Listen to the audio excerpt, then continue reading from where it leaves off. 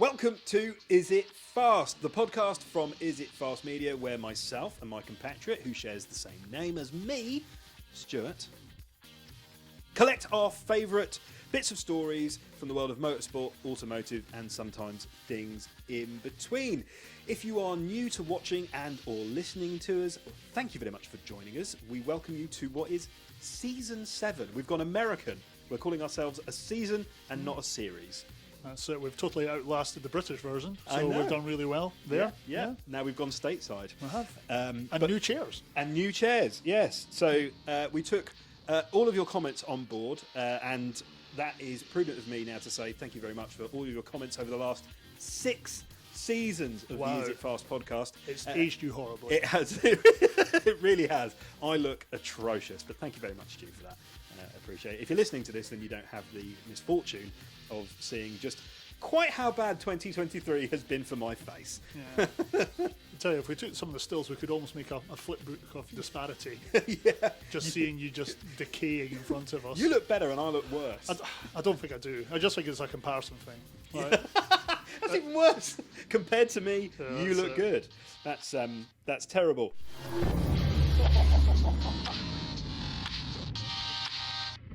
So I thought it would be prudent just to kind of start with the motorsport points and have a little roundup of just who, as we record this, is leading or are leading some of the championships that we've spoken about earlier in the year and have obviously been taking place across the kind of summer, late summer months, early summer months. I don't know where we are really. So yeah, we will give a rundown of who is leading our favourite motorsport championships, the ones that we have been discussing as of late. But of course, we can't do these without our partners, and our headline partner for today is the lovely team at Cato Networks, who we will talk about in a little while. But they have a very interesting story to tell, and I know we're very interested to tell it. So should we start at the beginning and finish at the end with motorsport? Yeah, why not? Good place. So we'll start on these merry shores of the United Kingdom. The British Touring Car Championship. BTCC. Yes, for sure. For sure, yes. Yeah. Yeah, See, we know our stuff. we do know our stuff. Yeah. Journalism of the highest order. Indeed. Leading the BTCC is Mr. Ash Sutton He is that. at the moment. 218 points. He's leading the championship. All your fingers and toes for that one. Exactly. But he is only about 6 points ahead of Tom Ingram. Yes, Mr. As Ingram. it stands. Yeah, reigning champion Yeah. at the moment. Yeah. But Mr. Ash Sutton, who has won more than once, is hunting him down. There's been a lot of commotion in the British Touring Car Championship in the off-season. So they're coming back at the weekend at Croft, Yeah. Northern England, for those of you listening outside of these shores. Yeah, very much all to play for. Shows what a great season Ingram's had. Certainly Sutton's had the quicker, better car, more times on pole, but to only be 6 points behind, that's absolute favourite. Yeah. Fans are really divided about it. 2 front runners. It's a little bit like Blur versus Oasis. Cindy versus Barbie. There you go. There you go. Tom and Ash. Blur versus Oasis. You can take that. We'll clip that up and you can have that. But yeah, fair play to the two of them. It's been a really good time for Napa as well, and a little bit of driver swapping mid-season, which I don't think I've ever really seen before. But hopefully Quite a few hit the headlines though, Yeah, hit the headlines. Mr. Will Powell, who I worked alongside last year, lovely guy. Moving on from One Motorsport, there's a story to tell there. But these things happen in business. But Will, hope you're all right, and everything is going well. Jade, having jumped from Team Hard into Will's empty seat. Great, cool. As long as everybody's happy, seems good and amicable, which is nice. And then a bit of moving around. Bobby Thompson, who we have worked with as well, having to leave Team Hard because of financial issues and reasons. And Creasy, who is a fan favourite and a favourite here at Is It Fast as well. Friend of the show. Jumping into the Cupra. So it's hard for us because we know these, we've worked with these guys or we've spent a bit of time with them. And you don't want anyone to lose their seat or move around mid-season. But there it is, BTCC, proving that motorsport can still be exciting. F1. proving that motorsport might not be all that exciting. Yeah, exactly. You know what? Quick chat. No, I can't hear anything. Sorry. Max Verstappen, obviously. I mean, I've just got written F1 OVS. That's what I wrote. Yeah, it's like, that's kind of your notes, isn't it? That's my entire notes. Yeah. Max Verstappen, it's his 9th win of the season. It's the 12th win in a row for Red Bull. Fair play. Brilliant. Great. Cheers. All very exciting. Yeah, I mean, you've got McLaren and Lando Norris and all this, but as you know, if you're a long-term listener or viewer of Is It Fast, we don't really talk about F1. There's plenty more F1 people to talk about it, and we are not the ones. But you know, it's on, and you can watch it. We skate around it. For me, the highlights of the weekend were very much Daniel Ricciardo coming back. He might have only got his 13th position, but great to see him back. But the real highlight was on the podium right at the end, where Lando Norris absolutely annihilated a €40,000 trophy, which cost about 6 months to make. Yes. Opinions were divided on this trophy beforehand, and it just then got more PR when it got smashed. I would have been a bit peeved if that was my trophy. I actually liked it. Well, the fact that it got smashed. No, I didn't like the fact it got smashed. Oh, you like the trophy? I like the actual trophy. Yeah, I like the I like the trophy, and I was peeved that it got smashed. Yeah, no, that's fair. If that was my trophy, but then I'm not I'm not a winner, so it doesn't really matter.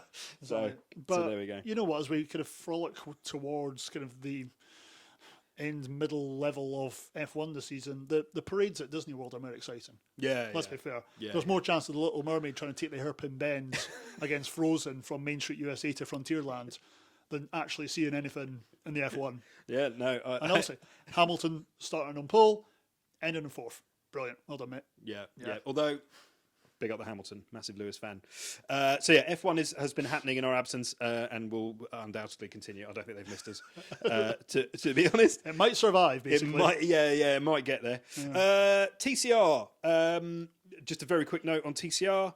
Cole Boardley is leading the TCR Championship. If you've missed that, you can tune into TCR UK live on YouTube. There's a couple more rounds left of this year to go, but Carl in his Cupra is doing well, and Bruce Winfield is right on his heels. Fair play, Bruce. So 2-horse race. Yep, Carl did fantastically at Knock Hill, obviously a track that you and I know very well, winning races 1 and 3 of the weekend, and that was his 3rd win of the season. So he's smashing it. Absolutely catapulted him. Another brilliant season, and bit of a break to the next one, but it's off to Silverstone. Yes, Silverstone. Proving that again, tin top racing is exciting. Indeed. Which is good. Taking it from the land to the sea, this is where we get to self-promotion territory for me.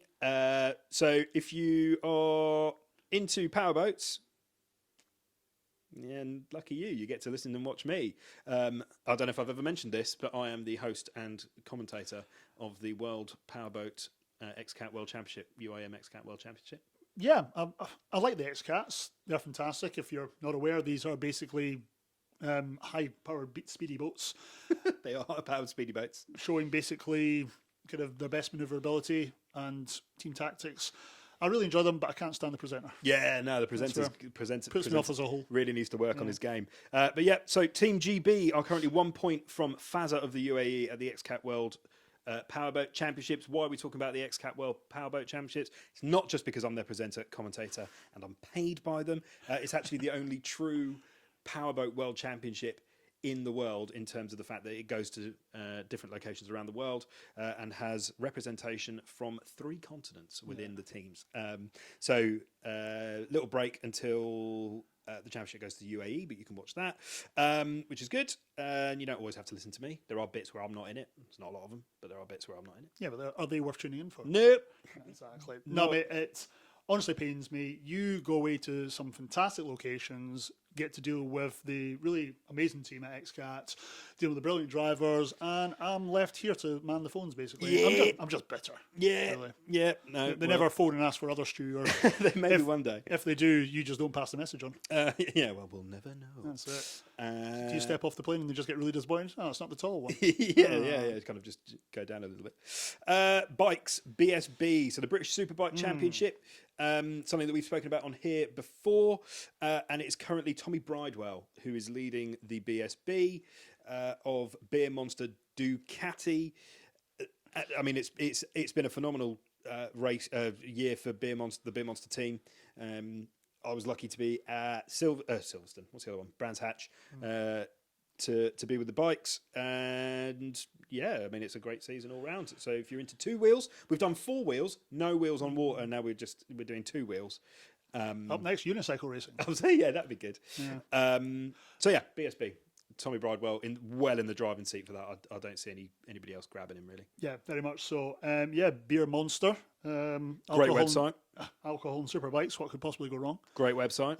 Do you realise actually on that bike as well, it's also got Hager, which is how you feel after a morning of being a beer monster. Yeah. Have you been on the Beer Monster website? I have actually. It's really good. Yeah, Can you tell I'm aiming for something? Quite right. No, but genuinely, it's actually really good. Yeah, and I would never have heard of them if it wasn't for the bikes. So it does work, people. Partner with people in the industry, like Cato Networks. Fantastic. Seamless. I was going to say something about this is the Beer Monsters' fourth 1-2 this season. Yeah, just they've got everything clicking and going right, and making it all very exciting. So well done. They look great when I went and watched them, and fair play. And then we have a World Championship coming to its fruition, to its exciting crescendo this weekend. Now, depending when you're watching or listening this, it might have already happened, but we have the 2023 FIA Formula E World Championship coming to its crescendo in London with the final 2 rounds of the year. And it's a 4-horse race as to who is going to win that one, which is pretty impressive. Jake Dennis is currently leading the 4-way charge that includes Pascal Wehrlein of the Tag Heuer Porsche Formula E team, who we are going to go into in a bit more depth in a moment. In fact, we're going to explore that team and pull the curtain back a little bit on things that need to happen in a Formula E team to make them successful on the track by what they do off the track, which is why we have partnered with Cato Networks for this particular episode of Is It Fast, so that we can bring you some information that you wouldn't necessarily know.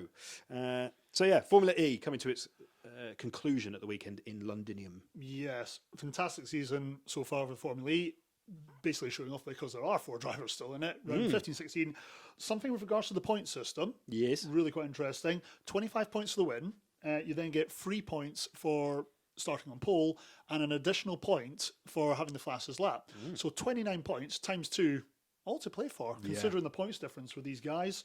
And it's really just it's what us race fans want. Yeah, I've got to say, Formula E this year as a championship, I've been a long-term fan of the championship. I think it's you've got to get behind these things for a few years. We're in season 9 now, which is and it's starting to find its feet. It's the 3rd generation cars, Gen 3 cars, and they're 200 mile an hour, absolute killer weapons. They're amazing, and all electric.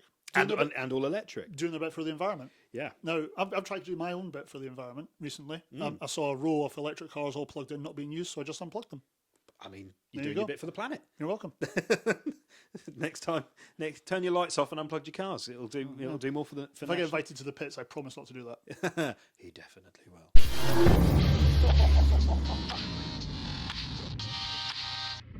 So with Formula E coming to its exciting conclusion in London over the weekend, Season 9 of the World's Elite Electric Championship will be having one of its grandest finales that we have seen.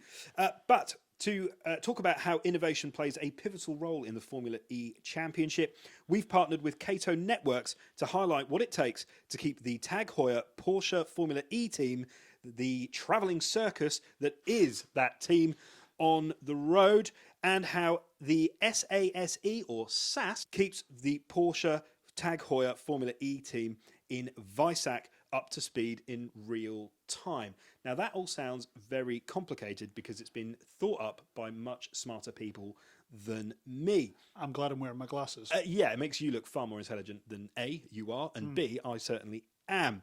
But what does that mean? Well, it means within the Tag Heuer Porsche Formula E team, a lot more goes on than you might think, rather than just the action on the track. Like most motorsport series, but especially in the high-tech, incredibly innovation-driven world that is Formula E, data and how we analyse that data, and more importantly, how that data gets to all the right people in the team is a hugely important part of what makes the Tag Heuer Porsche Formula E team tick. And that is where Cato Networks come into their own. So Cato Networks deliver a cloud-native SASE solution that converges SD-WAN with security functions in a unified cloud-native service. It's interesting, isn't it? Very. AI network and security capabilities are delivered with high performance and low latency on a global scale. Now, I promise I'm going to explain why that is relative to both your business, kind of in the real world, and also the difference that it makes to the Tag Heuer Porsche Formula E team. In addition, the setup is simple, requiring only a small Cato socket. Now, bearing in mind that the Formula E Championship goes literally all over the world. And so being able to set up your network system in a safe and secure way in the shortest amount of time as possible is really, really beneficial to the teams. Porsche, the Tag Heuer Porsche Formula E team can set up in just about 5 hours. And that's nothing. That's nothing when it comes to setups. And it makes a huge difference to the fans because it means the team can perform better because it's one less thing that they have to worry about. So the Cato socket making a massive difference there. So the SASE system has become a cornerstone of the Tag Heuer Porsche Formula E team's strategy. And Cato's global and optimized SASE solution connects the drivers, the garage, and the HQ, which is back in Germany, in Weissach, with a high-performing infrastructure. What does that mean for the team? Well, it means that all the data can be shipped around the world securely, safely, so the engineers can talk to the drivers about how their performance is with all the relevant information going in pretty much real time. Would you like to have a guess how many terabytes of terabytes of data were transferred by using the Cato network system in the first week that the Tag Heuer Porsche Formula E team used this new system? Now, this is where it's interesting because obviously we all know that time and split-second decisions are massive for any racing. I'm trying to stall for time as I try and think of a sensible answer. Gonna have to push you. I'm going to say 15. 15 terabytes. I mean, that's a lot. Is a lot. That is a lot. And it is the incorrect answer. In the first week of usage, the Tag Heuer Formula E team transferred more than, so you might be right, 1.2 terabytes of data. Jeez. Yeah, which is pretty crazy. In round 5 from Cape Town, 1,450 gigabytes of data was transmitted, which is a huge amount of data, considering these teams and the Tag Heuer Formula E team, Tag Heuer Porsche Formula E team, when they go to all these different places around the world, you don't know what the infrastructure is going to be like. No. The Is It Fast Media team, we work all over the place. We work all over the world. We have struggled for connectivity at some of the tracks in the UK. Yeah. We will not name names. No, we will not. Snetterton. It's amazing. Who knew all these airfields would be terrible for I know. Windy with no signal. The massive information, the reliability, the speed, the security. And the real time. Yeah. The real time. So, last stat.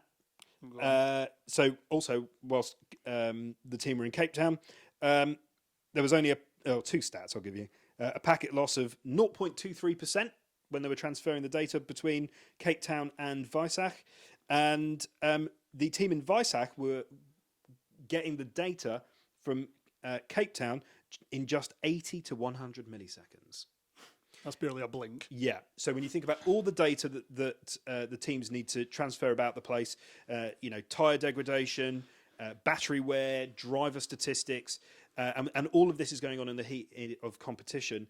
It is all these things that happen in the garage, all the connectivity between the engineers, the drivers, and then the teams back at HQ make a huge difference. So when you talk about partnering with Cato Networks, which we've very kindly done for this episode of the Is It Fast podcast, they bring an awful lot to the success of the Tag Heuer Porsche Formula E team. Now, if you want to know a little bit more about what Cato Networks actually do on the ground as part of their partnership with the Tag Heuer Porsche Formula E team, I'm going to say that in my sleep, then head over to the Is It Fast website, where we've actually got quite an interesting pull back the curtain set of articles about that relationship. But it just goes to show, takes a lot of people to get the job done. It takes a village to raise a child, and it takes a lot of people, including Cato Networks,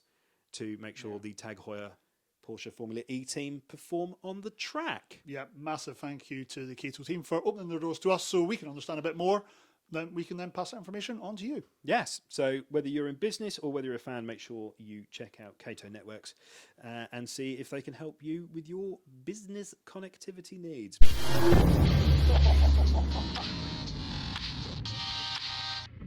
The government. Those crazy bunch. Those guys. We try not to talk about politics too much on here because it's, But we always do. but we always end up doing it. But When they start getting things right, we'll stop talking about it. answers on a postcard. But obviously we've been away for a bit, about a month or so, maybe longer, and lots has been going on. There's been lots of discussions. If you live in the United Kingdom, or more specifically in the London or Greater London area, the expansion of the ULEZ zone has been something that many people have been talking about. Now, I'm not going to talk about it. No. Because I have a ULEZ exempt car. So I don't really care. And I very rarely drive in London. I'm all right, Chuck. Yeah, I'm all right, Chuck. But basically, they're expanding. The ULEZ zone in London is something very similar that you find in lots of cities around the world. It's to lower the emissions. It's an emission low zone, and they charge you to go into it if your car doesn't meet certain criteria. Very similar. They do it kind of all over the world, really. Yeah. Now, personally, I think it's a good thing. I think clean air, no one can argue against clean air. And part of that is the general pushing of electric vehicles, right? Yeah. Now, we've just spoken about Formula E and how good Formula E is. So we are not well, I'm certainly not, and I don't think you are either. No. Anti-electric car. I think as long as you're in charge of all the facts, an electric car can be a really good thing to do, and they certainly push innovation on. So the UK government, however, is now considering backing away from the 2030 internal combustion engine ban for reasons. Yeah. Basically, the government doesn't know what one hand is doing compared to the other one. There's an absolutely shocking statement there. Yeah. Michael Gove has come out and said that we might Michael be... Grove. Grove. Grover. Michael. Grove. Michael Gove. Anyway, Something like that. sorry. Anyway, no, it's fine.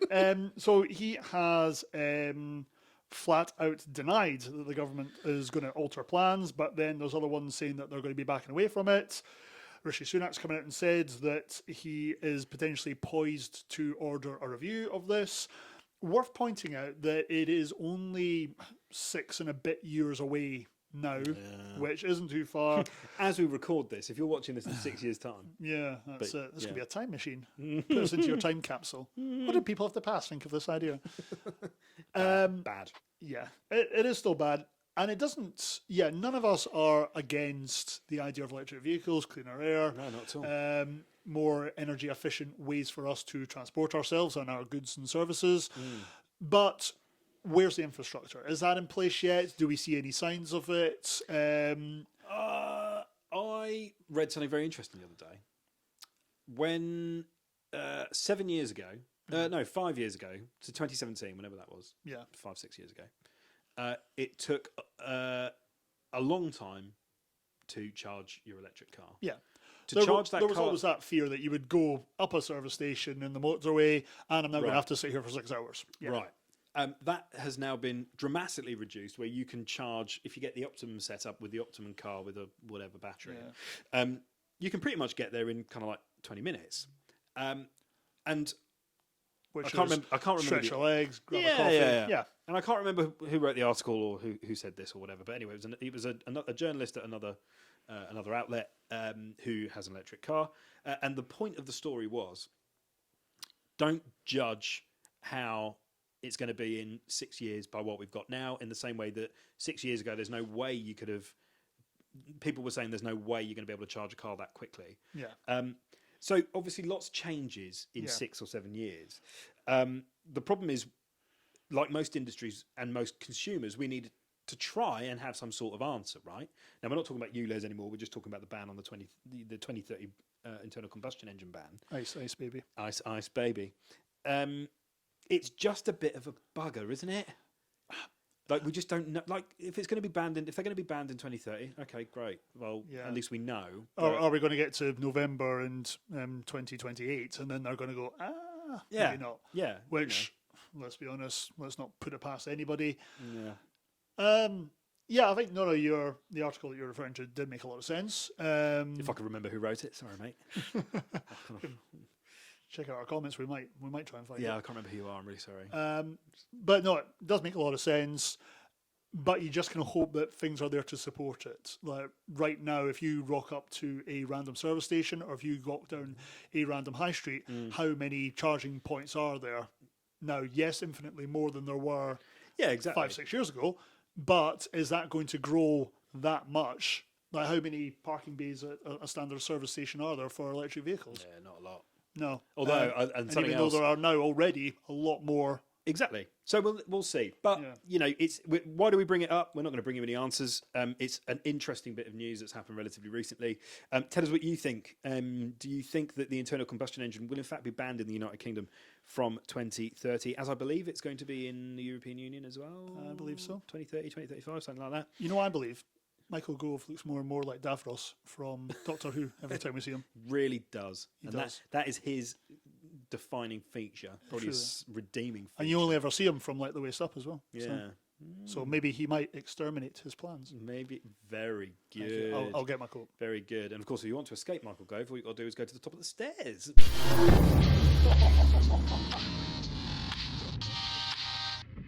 Alfa Romeo. Oh, aren't they having a little purple patch? Bless them. Alfa Romeo. So, I am an Alfa Romeo fan. You are? You've got the T-shirt to prove it? I do have the T-shirt to prove it. I've also owned a fair number of them, and they've all been, annoying, but I've loved them all.